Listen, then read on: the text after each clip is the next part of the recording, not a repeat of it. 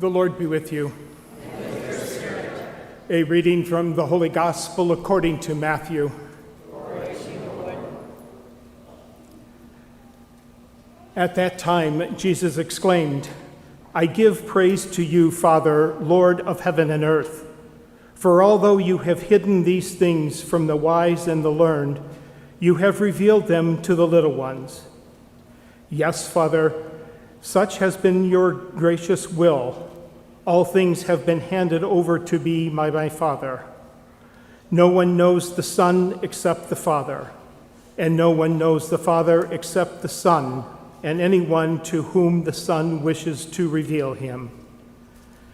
Come to me, all you who labor and are burdened, and I will give you rest. Take my yoke upon you and learn from me, for I am meek and humble of heart, and you will find rest for yourselves. For my yoke is easy and my burden light." The Gospel of the Lord. Praise to you, Lord Jesus Christ.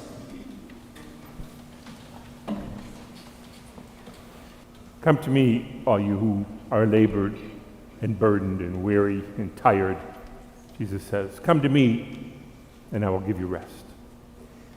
A few days ago, I went and visited a couple that I know. They're an elderly couple. I've known them for many, many years. She's 89, and he's 92. And just recently, both of them had been placed in hospice. They still live together in a assisted living place. And she was the one who told her son that she wanted to talk to me. So I went and visited them. He was a very busy businessman. He had a company here in the Detroit area. He had over 100 people that worked for him, and he was always cranky. He was always complaining about something or another.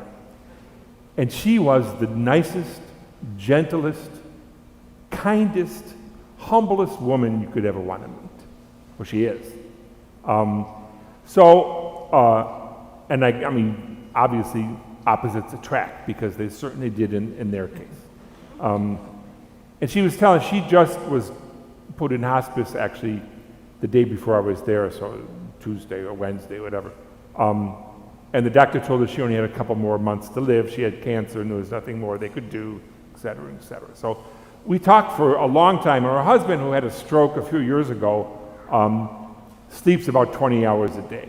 And he knew who I was. He can get him out of bed into a wheelchair with some help or whatever. So he's not totally out of it. But anyways, I spoke with her for a long time, and she said, I need this last couple of months to prepare myself, because I know everybody dies, and I'm going to die.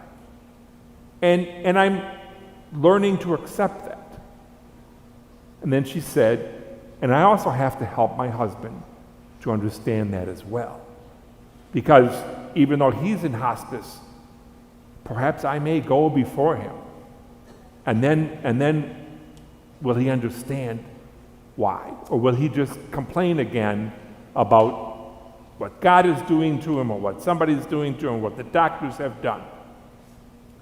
When I left them, and like I said, I spent a couple hours with them, I left them, and I was thinking of today's gospel. Come to me, you who are weary, who are tired, who need rest. She definitely has needed rest. She's been taking care of him, even though she herself has been sick with cancer for the past 4, 5, 6 years, ever since he had his stroke. And now she's ready to rest. God is telling that to all of us. And he's not just telling that to us at the end of our lives, to people who are in their 80s and 90s. But many times we are weary, we're tired, we're overburdened, and we just don't know what to do or where to turn. It may be health issues in our lives or in our families, or we just don't know how to handle it. It might be, exams at school, high school or college, just so much burden that I just don't know what to do anymore.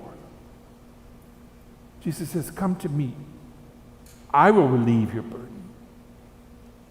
take my yoke upon you. You know, a yoke is a thing, I don't know if they still use them, but they put them on the oxen. It's a big, heavy piece of wood that keeps two animals working together as they're plowing the fields, so that they walk together. And it's usually very, very heavy, but it keeps them moving together, so one doesn't go in front of the other, they keep straight. Jesus says, my yoke is not heavy. My leader, the way that I'm leading you, is light. It'll take away your tiredness, your weariness. I was thinking of the mothers of these children who are about to be baptized, and there's lots of little kids up here, and it's wonderful. But it's not easy to be a parent. And sometimes I'm sure you're exhausted.